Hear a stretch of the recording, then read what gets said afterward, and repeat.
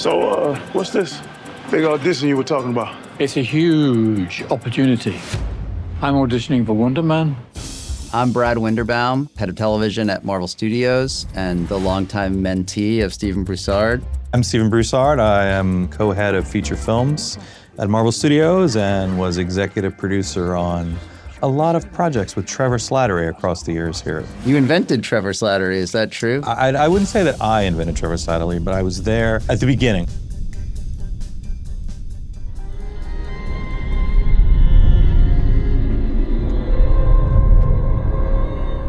So here we have a clip from Iron Man 3, a movie that you produced. Is that right, Stephen? True. This is Iron Man 3, directed by Shane Black. It was an introduction of the Mandarin in the MCU, which was a storied, albeit at times problematic villain in the comics. And the entire marketing campaign was about building him up as a villain before the rug pull in the movie. The fact that we were able to keep that spoiler away from the public is incredible and something that's much harder to do this day and age.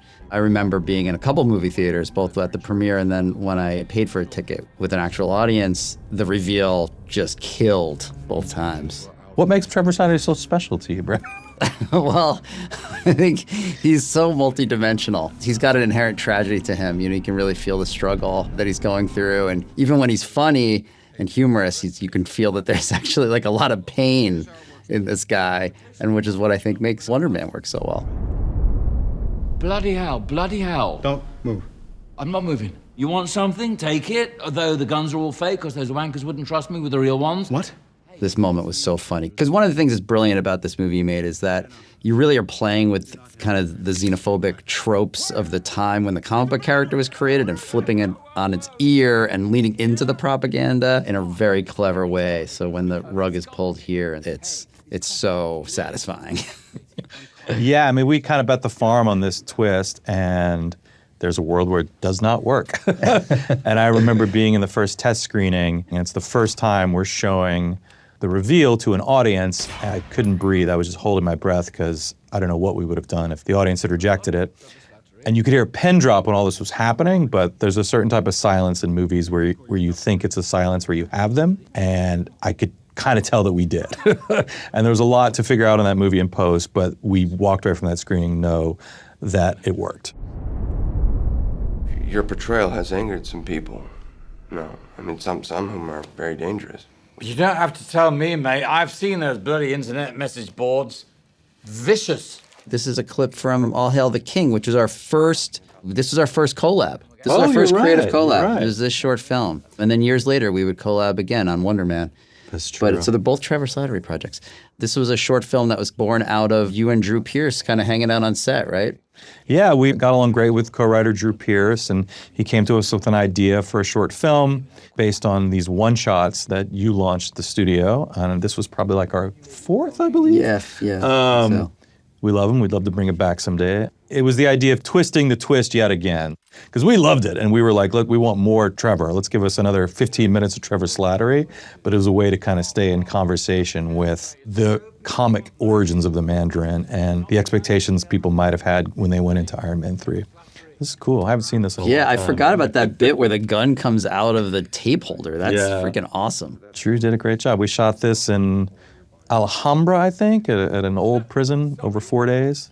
Yeah, and I remember that was the first time I was ever on set with Sir Ben, and he's obviously an Academy Award-winning person, and has created all these amazing characters over the years with like such power and gravitas, and here he is just completely unleashed in a comedic setting, and it was so much fun to watch in real time. Yeah, and I remember going back to the clip we just watched with the reveal, which starts with a literal toilet flush off camera, and then he walks in, which we thought was kind of our version of like a record scratch as we get into that part of the movie.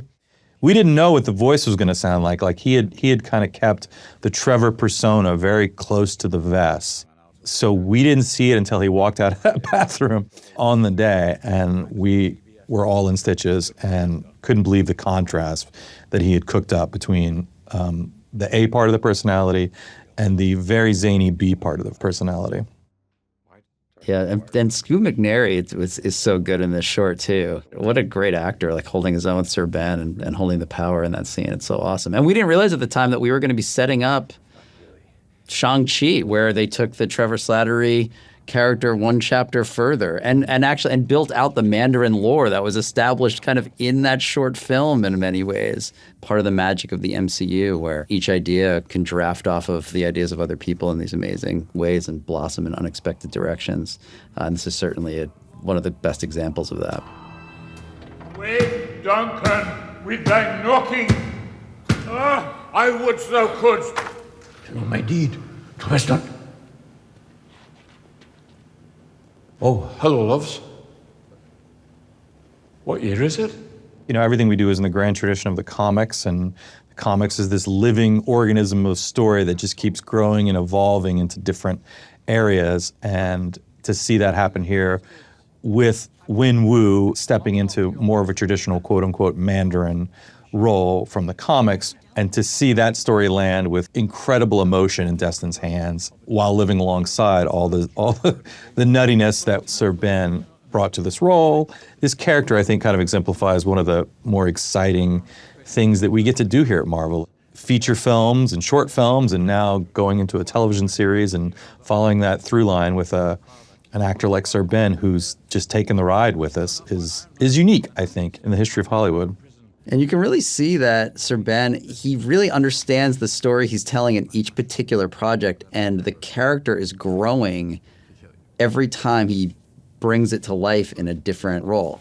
The Trevor Slattery in Shang-Chi is evolved from the Trevor Slattery in the short, who's slightly evolved from the Trevor Slattery from Iron Man 3. And by the time we meet him here, he's stuck in a dungeon, but he's sobered up. He's still humorous, but he is less chaotic. He's more in control of himself. And that leads to where we find him in Wonder Man. And this is a particularly great episode. I think this is our third episode, where he accompanies Simon to his mother's birthday party, and we get to meet Simon's family.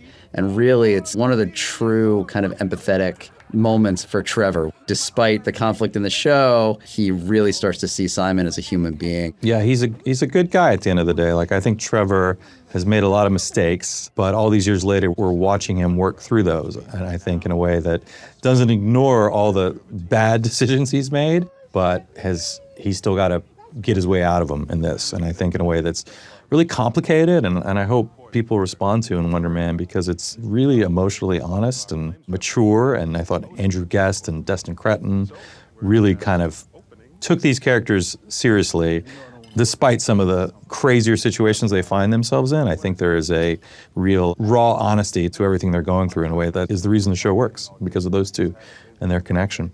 Yeah, it's going to be fun to revisit all of Trevor's projects in a row leading into Wonder Man. I mean, I'm just watching Ben's performance in the scene, and it's unbelievable how the character has evolved. I mean, think about this guy at this party holding it together compared to how we met him in Iron Man 3, both the beginning and the rug pull moment. I mean, he's a different guy. Yeah, it's fun to watch it all in a run like that and think about the evolution, how far it's come.